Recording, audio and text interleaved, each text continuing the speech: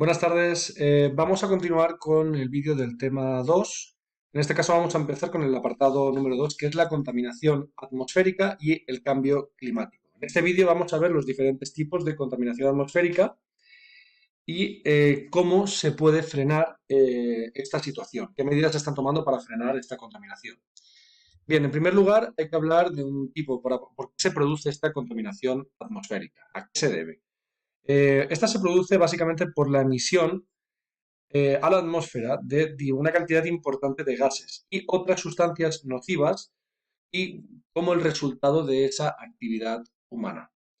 Es una contaminación que daña la salud de los seres vivos y causa también graves problemas medioambientales, como la bruma fotoquímica que vamos a ver, la lluvia ácida, el agujero de la capa de ozono, el calentamiento global y, por ende, el cambio climático. Hay diferentes gases, como por ejemplo el dióxido de carbono, que es fruto del proceso de quema de combustibles fósiles, el carbón, el gas y derivados, y del petróleo. El dióxido de azufre, que se produce por la combustión del carbón y fueles pesados, principalmente. Óxidos de nitrógeno, que se producen por la quema de combustibles fósiles y procesos de abono. El metano, que se crea debido al cultivo del arroz, por ejemplo, y la cría de grandes herbívoros. Los CFC, que son propelentes de aerosoles, estos gases, estos aerosoles que utilizamos, por ejemplo, en las lacas, también se producen por los refrigerantes en aires acondicionados y los frigoríficos. Y finalmente el ozono, que es un gas que es natural de la capa de ozono, de la capa de la atmosférica, está formado básicamente por los rayos solares que, tras incidir sobre estos gases de automóviles y calefacciones, genera esta capa de ozono. Bien, en primer lugar vamos a comentar qué es la bruma fotoquímica, que es uno de los problemas atmosféricos. Esta se produce cuando los rayos solares inciden sobre el ozono y los óxidos de nitrógeno. Esta situación produce una neblina, como podéis ver en esta foto. Esta es la misma fotografía, ¿vale? En dos momentos determinados. Y en esta, como podéis ver, hay una neblina. Tiene esa forma de neblina, pero nada más lejos. Es una bruma producida por la incidencia de esos rayos solares sobre productos químicos que emitimos a la atmósfera. Esta neblina, esta bruma fotoquímica, irrita los ojos y los pulmones. Además, afecta a los cultivos y a los árboles. Además, también suele aparecer con mucha frecuencia en las ciudades durante las estaciones frías, ¿vale? En las estaciones invernales, cuando se suman las emisiones de esas calefacciones de los automóviles. La segunda es la lluvia ácida, que se genera cuando los óxidos de nitrógeno y el dióxido de carbono se mezclan con el agua de lluvia. Esto forma lo que se conoce como el ácido sulfúrico y el ácido nítrico, de manera disuelta, ¿vale? Ya que esta combinación de, de estos productos, junto con el agua, producen este ácido sulfúrico y ácido nítrico, pero de una manera disuelta. Aunque esté disuelto en el agua de lluvia, produce efectos adversos, ya que incrementa la acidez de las aguas de los ríos, ¿vale? Acidifica los suelos, repercutiendo negativamente también en la vegetación y, por tanto, en la fauna, ¿vale? Aquí tenemos un diagrama de cómo se produce esa lluvia ácida y sus efectos, ¿vale? Como podéis ver, estos árboles aparecen completamente quemados y ya pues muy débiles y la gran mayoría pues muertos, ¿de acuerdo? En cuarto lugar, tendríamos el agujero de la capa de ozono. Eh, el ozono es un gas que se encuentra presente en la atmósfera y que, aunque es fundamental para nuestra vida, ya que es el responsable de absorber el 90% de la radiación ultravioleta que procede del Sol, y que es nociva para la salud, de manera natural lo que suele hacer es disminuir su grosor en las zonas más frías. Como podéis ver, el agujero de la capa de ozono en este año, en el 2017, se sitúa sobre la Antártida. Esta es la misma foto, pero del año 1988. Y como podéis ver, aquí hay un agujero de la capa de ozono, pero es mucho más pequeño, está mucho más diluido que en el 2017, que se encuentra mucho más concentrado. ¿De acuerdo? Em, Esta capa de ozono se disminuye, como decía, en las zonas donde más frío hace, en las zonas polares, por lo tanto, durante las etapas frías, ¿no? En otoño y en invierno. Pero lo suele recuperar de manera natural en la primavera y el verano. Sin embargo, hay unos gases, que son los CFC, que son emitidos a la atmósfera y que suelen romper este equilibrio natural, ya que disuelven el ozono y provocan un mayor adelgazamiento de esta capa y impiden, por lo tanto, que ésta se recupere en las estaciones más cálidas. Este agujero de la capa de ozono se ha formado inicialmente sobre la Antártida, como podemos ver, y el efecto básicamente es esa mayor incidencia de los gases de efecto ultravioleta, ¿vale? Que muchas veces son dañinos para la salud y por lo tanto para las especies animales. Bien, otro problema que tenemos es el efecto invernadero y por lo tanto el cambio climático que se deriva del mismo. Algunos gases, como por ejemplo el metano, que ya hemos hablado de él, el dióxido de carbono y los óxidos de nitrógeno, que son emitidos por las actividades económicas y durante la vida diaria del ser humano, producen que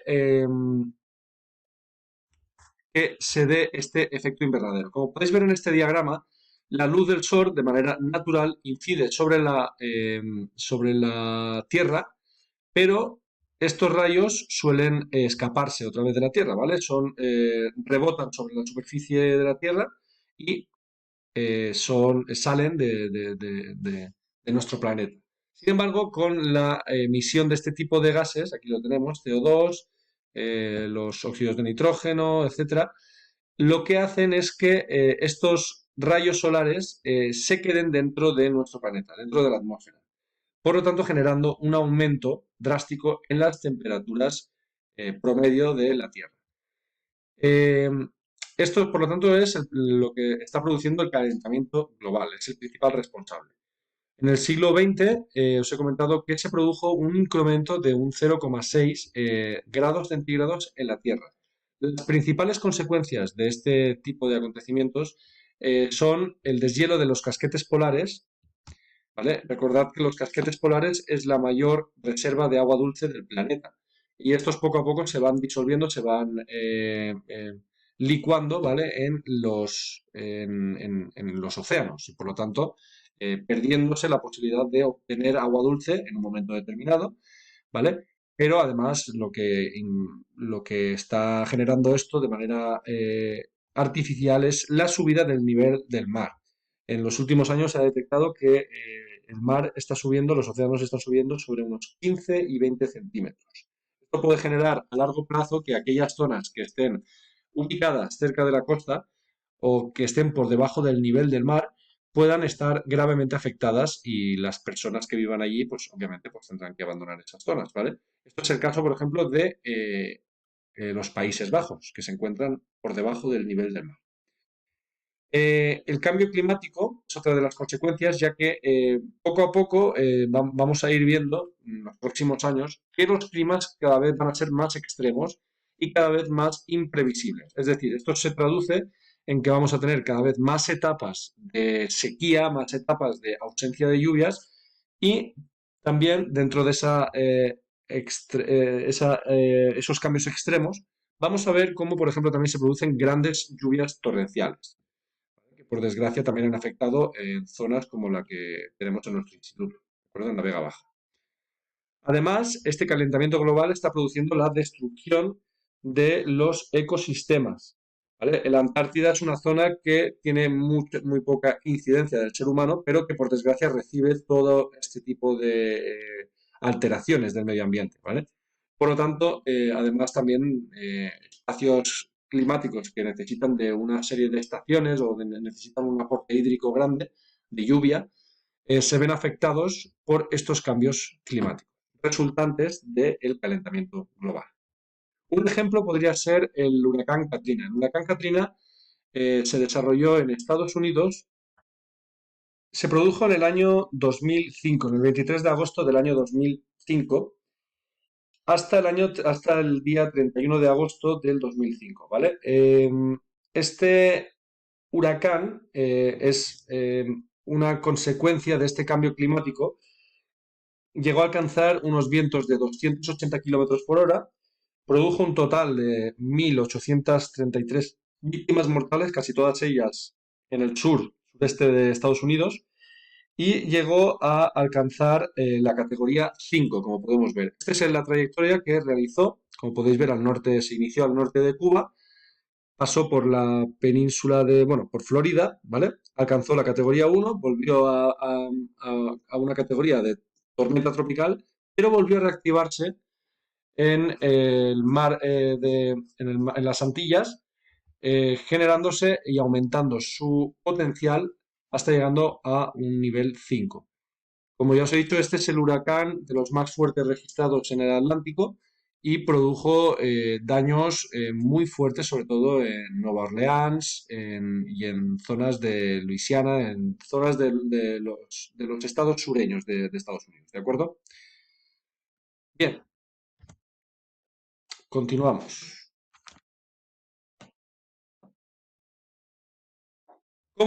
¿Qué elementos estamos realizando? ¿Cómo estamos actuando frente a las evidencias de esta contaminación atmosférica? Las evidencias de que esta emisión de gases contaminantes está produciendo cambios climáticos, está produciendo cambios en las ciudades, con esas neblinas, con esa bruma fotoquímica, con esa emisión descontrolada de gases de efecto invernadero. ¿Cómo estamos reaccionando? Bueno, en el año 1987 se llevó a cabo el Protocolo de Montreal.